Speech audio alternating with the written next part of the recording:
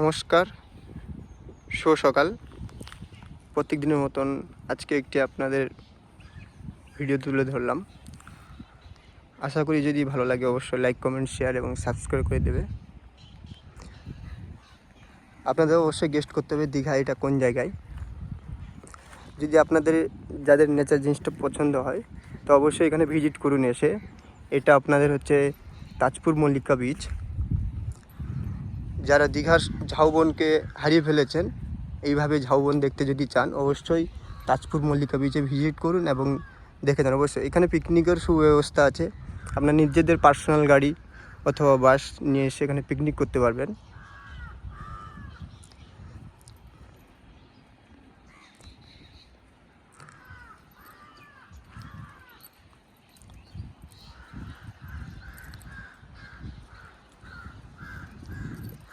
এদিকটা পুরো ঝাউবন, সামনেটায় আছে আপনার বিচ। বিচের সাইডে ছোট ছোট ঘর আছে যাতে বসে আপনারা আপনাদের নির্দিষ্ট সময় কাটাতে পারবেন। প্রাইভেট গাড়ি নিয়ে এলেও এখানে ব্যবস্থা আছে, খাওয়া দাওয়ার সব কিছু ব্যবস্থা আছে এবং পিকনিকের জন্য এই জায়গাটাই আছে।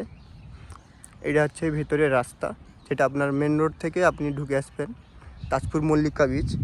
অবশ্যই লোকেশানে মেরে চলে আসতে পারেন কোনো অসুবিধা ছাড়াই।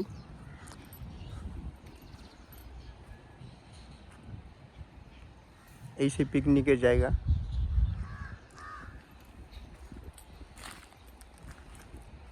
এবং এই দিকটা আছে আপনার বিচ।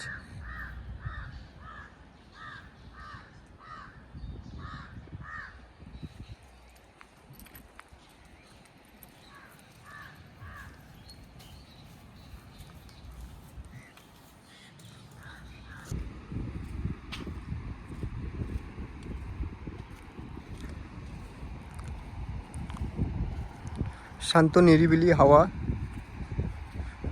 শুনশান জায়গা। যারা একা সময় কাটানোর জন্য যদি সময় চায় অবশ্যই এখানে ভিজিট করুন। এই সামনে সমুদ্র, এখানে স্নান করারও ব্যবস্থা আছে, স্নান করতে পারবেন, এখানে নামতে পারবেন অবশ্যই। এবং একদিকটা শুধু ঝাউবন আর ঝাউবন।